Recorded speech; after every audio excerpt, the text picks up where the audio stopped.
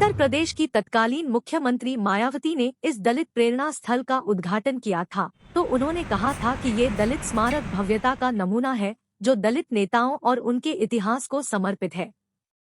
लेकिन मायावती के सत्ता से हटने के बाद से ये पार्क लगातार उपेक्षा का शिकार हो रहे हैं।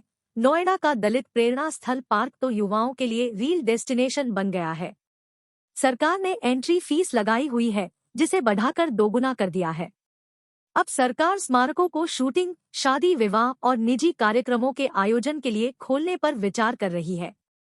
प्रदेश सरकार नोएडा और लखनऊ में मायावती सरकार के समय में बने पार्कों को शादी विवाह, निजी कार्यक्रमों और फिल्म की शूटिंग के लिए खोलने पर विचार कर रही है। लेकिन राष्ट्रीय दलित प्रेरणा स्थल एवं ग्रीन गार्डन की सहायक प्रबंधक पारुल सैन का कहना है, उन्हें शासन की तरफ से लिखित आदेश नहीं मिला है। वे कहती है, इस बारे में लखनऊ में मीटिंग हुई थी, जिसमें सभी पार्क पर लगी एंट्री फीस को बढ़ाकर दोगुना करने और पार्कों को अब शादी विवाह, निजी कार्यक्रमों और फिल्म की शूटिंग के लिए खोलने पर विचार किया गया था।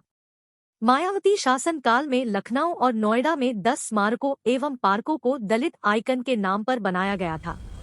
दलित प्रेरणा स्थल स्मारक में बहुत सारे स्मारक हैं। एक छोटा संग्रहालय और एक हरा भरा स्थान है, जो विविध प्रकृति को प्रदर्शित करता है। यह लगभग 82 एकड़ भूमि के क्षेत्र में बनाया गया है और स्मारक स्वयं 33 एकड़ भूमि पर बनाया गया है। स्मारक में ऐसे लोगों की मूर्तियां हैं, जिन्होंने समानता, मानवता, सामाजिक न्याय और अन्य के लिए संघर्ष किया और अपना जीवन व्यतीत किया। वहां के लोकप्रिय स्मारकों में बी.आर. अंबेडकर, मायावती, काशी राम और बहुत कुछ है। हाथियों के और भी पुतले हैं, उनमें से 24 सटीक है। मायावती के सत्ता से हटने के बाद से ये पार्क लगातार उपेक्षा का शिकार हो रहे हैं। दलित प्रेरणा स्थल स्मारक और बाबा साहेब भीमराव अंबेडकर पार्क, बादलपुर के प्रबंधन व संचालन के 430 पदों का सृजन हुआ था, जिस पर नियुक्तियां नहीं हो सकी है।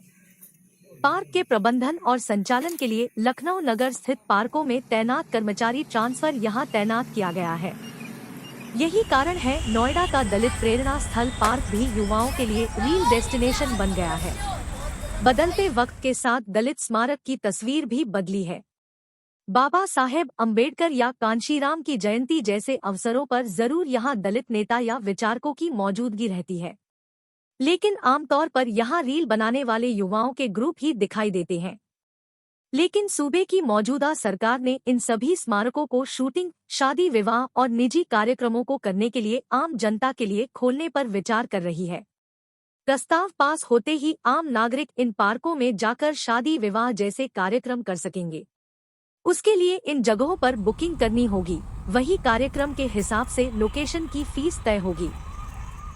दलित प्रेरणा केंद्र का उद्घाटन करते हुए मायावती ने इसे दलित नेताओं और उनके इतिहास के प्रति समर्पित किया था, लेकिन लगातार सरकार की उपेक्षा के कारण पहले ये पार्क युवाओं के लिए रील डेस्टिनेशन बन गया था।